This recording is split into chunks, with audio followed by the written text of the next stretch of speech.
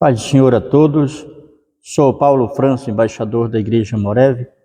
Venho hoje falar sobre o amor de Deus para com a humanidade e o amor que nós devemos ter um pelos outros e o amor que devemos ter por Deus acima de todas as coisas.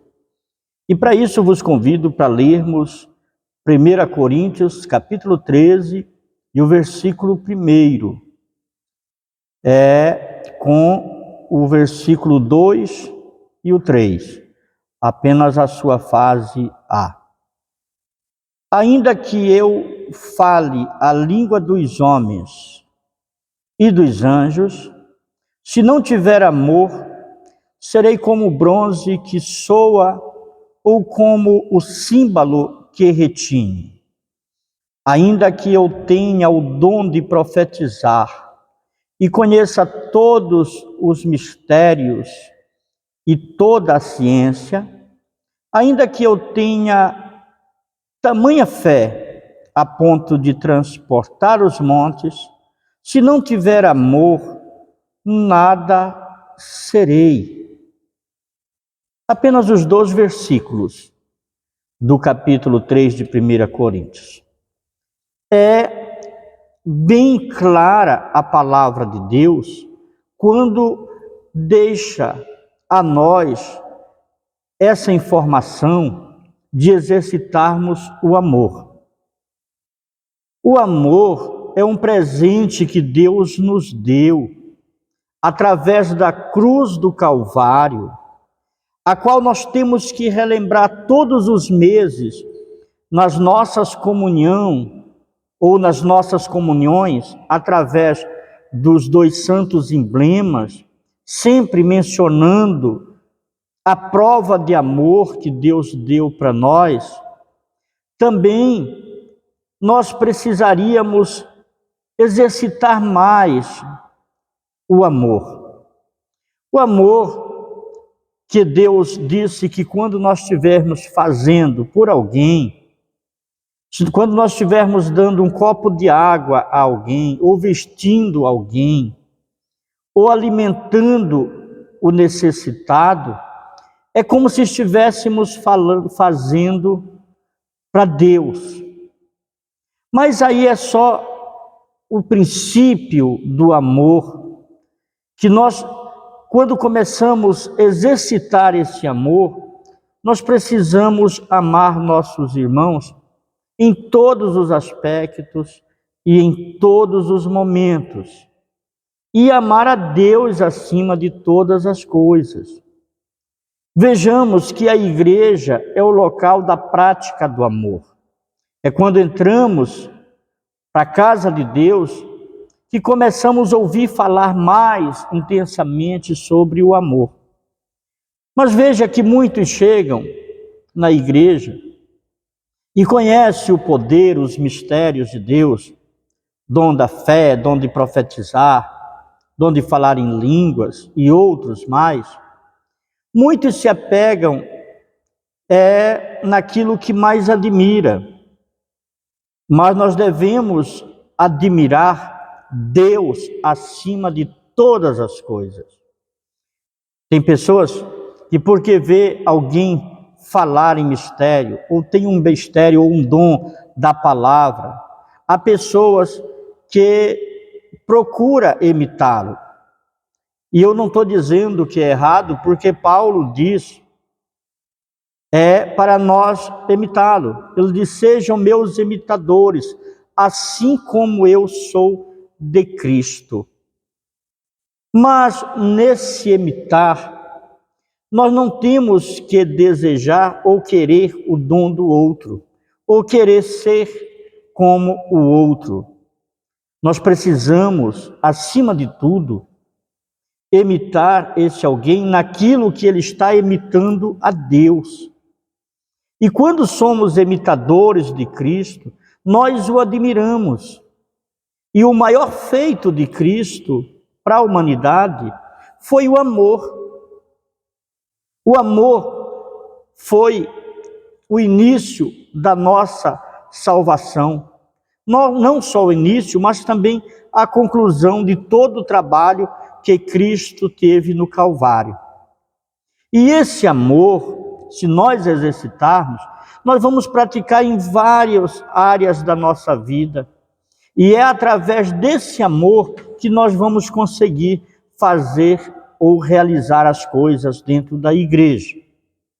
Aqui Paulo, na sua carta aos Coríntios, ele está dizendo ainda que eu tenha o dom de toda ciência, ainda que tenha dom de fé, a ponto de transportar montes, ainda que fale em mistérios, em línguas, mas se não tiver o amor, de nada vai valer a pena ter tudo isso.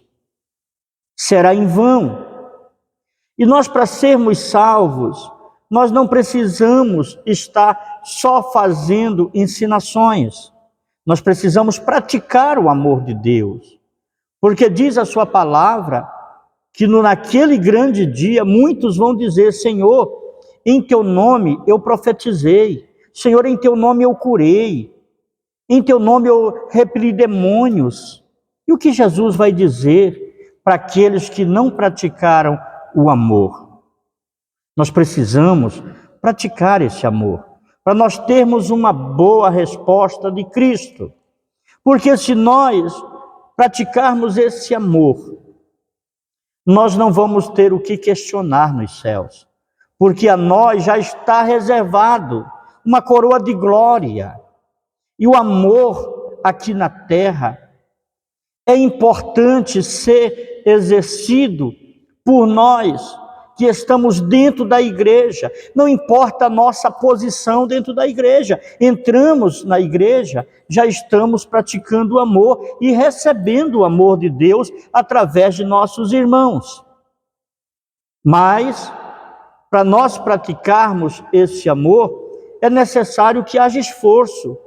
Há uma necessidade de luta corpórea, porque a alma ou o espírito, ele luta contra a carne. Na carne só tem maldade. A carne não se importa muito com o bem-estar do outro. É o Espírito de Deus agindo em nossas vidas que vai nos trazer esse amor pelo nosso próximo. E esse amor, nós vamos observar o exemplo que Jesus nos deu, e nesse exemplo nós vamos tirar conclusões. A primeira conclusão que eu vou tirar do amor que eu vou mencionar do exemplo de Cristo é a possibilidade de fazermos um grande milagre. Eu não posso operar ou deixar ou permitir que Deus opere o milagre através da minha vida se eu não tiver amor para esse momento ou para sempre. Vejamos, nós temos uma passagem bíblica que nós vamos observar em Lucas, no capítulo 7, e o versículo 11 a seguir, registra que Jesus vai entrar na cidade de Naim, e quando ele entra na cidade, ele se depara com um funeral, ou com um velório, ou com uma caminhada em direção a um sepulcro. Tratava-se do filho da viúva que havia morrido. Ora, aquela viúva, sozinha, só lhe restava um filho. E quando Jesus contempla aquela multidão seguindo naquele momento, acompanhando a viúva, que vai sepultar seu filho, a Bíblia diz que Jesus se enche de compaixão. Ele sente uma íntima compaixão, ele sente um amor grande ao se deparar com o sofrimento daquela mulher. A ponto dele se aproximar, a primeira atitude dele foi o amor. Antes dele tocar no esquife, ele tocou na mulher e disse: mulher, não chores. Ele primeiro praticou o amor. Ele primeiro expôs o amor que ele estava sentindo. E depois ele toca no caixão e diz: moço, te levanta. E a Bíblia diz que imediatamente aquele moço sentou-se e começou a falar. Foi a segunda atitude de Deus, de Cristo. E a terceira atitude foi a restituição. Jesus restituiu o filho àquela mãe que chorava, mas que agora passa a se alegrar, testificar o amor, e através desse milagre ela leva com amor o testemunho a todas as cidades circunvizinhas. Logo vemos que se nós queremos operar algum milagre, se nós queremos ser usados por Deus para fazer alguma coisa na igreja, não é nem necessário fazer propaganda, não precisa se exaltar, não precisa chegar e falando de mistério. Precisamos chegar amando, com humildade, com tranquilidade, com conhecimento básico da palavra de Deus. É que nós vamos exercitar a nossa fé com o amor que tem inserido dentro deste livro. A outra passagem que nós podemos exemplificar da necessidade do amor para nós sobrevivermos e seguirmos, observemos que Jesus, ele se ausenta da terra ou da casa de Lázaro, ele vai para uma outra aldeia mais distante, e em sua casa Lázaro adoece e passa mal. Então suas irmãs mandam um recado para Jesus, dizendo: Senhor, teu amigo está doente. Elas vão apelar para a amizade, porque os verdadeiros amigos são aqueles para a hora certa. É nesse momento que nós vamos ver quem são os nossos amigos. Nós vamos ver como é que nós somos com as pessoas a qual nós declaramos que amamos, mas como realmente somos no momento que essas pessoas precisam de nós. Quando Jesus ouve falar de Lázaro, da notícia de que ele estava mal, Jesus soube também da realidade do que ia proceder. Por isso, ele não voltou imediatamente, porque ele é Deus. E a conduta de Deus, ela é diferente. Ou seja, o pensamento de Deus não são os nossos pensamentos. Às vezes queremos até nos precipitar em querer que Deus faça determinadas condutas só porque nós queremos ou achamos que a hora certa é aquela. Mas é Deus que sabe. As irmãs de Lázaro queriam que Jesus voltasse imediatamente. Mas Jesus não queria voltar naquele momento. Ele só volta dias depois.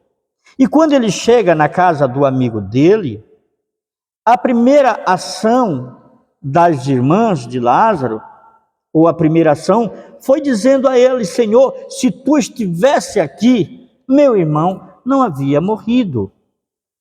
É claro que ela está ali expondo um sentimento de fé. Ela continua acreditando no poder de Jesus. Se tu estivesse aqui, é claro que meu irmão não havia morrido, porque onde Jesus está tem vida. E, ao mesmo tempo, ela aproveitou para cobrar um pouquinho, né?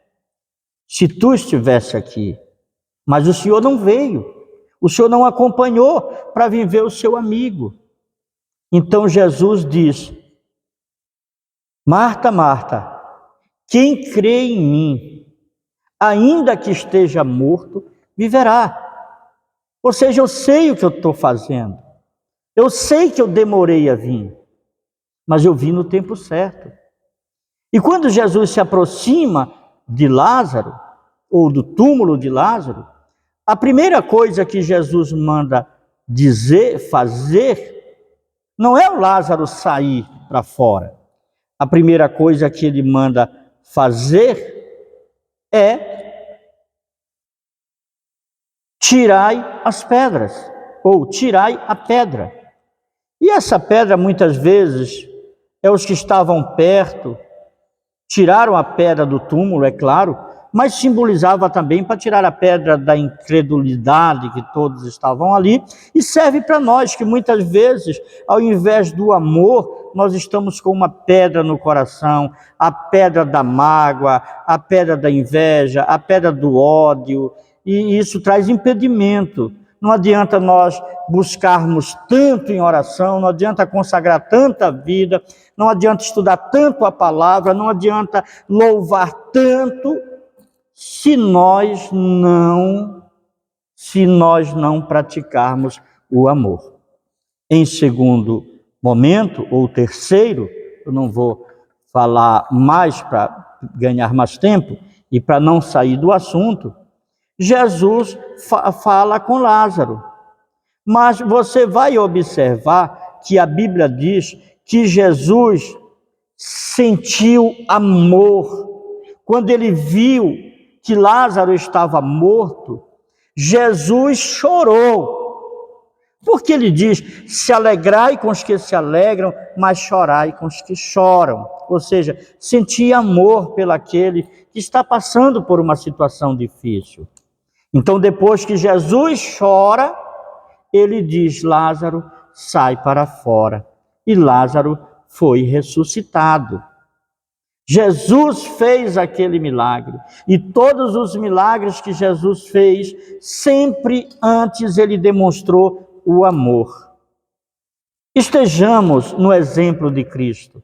Vamos praticar esse amor para nós podermos estar exercendo a vontade de Deus e estarmos também acompanhando o Senhor e fazendo os milagres que Ele tanto mandou fazer, os quais Ele disse que nos deu poder para fazer muitos milagres, até mais do que Ele fez, porque é muito tempo que temos para fazer.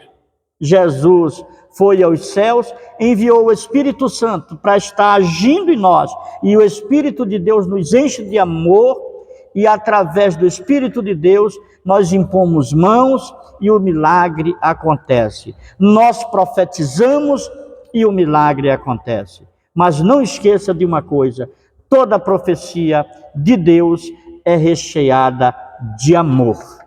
Que o amor do Senhor esteja em nossa vida a cada dia, em nome de Jesus.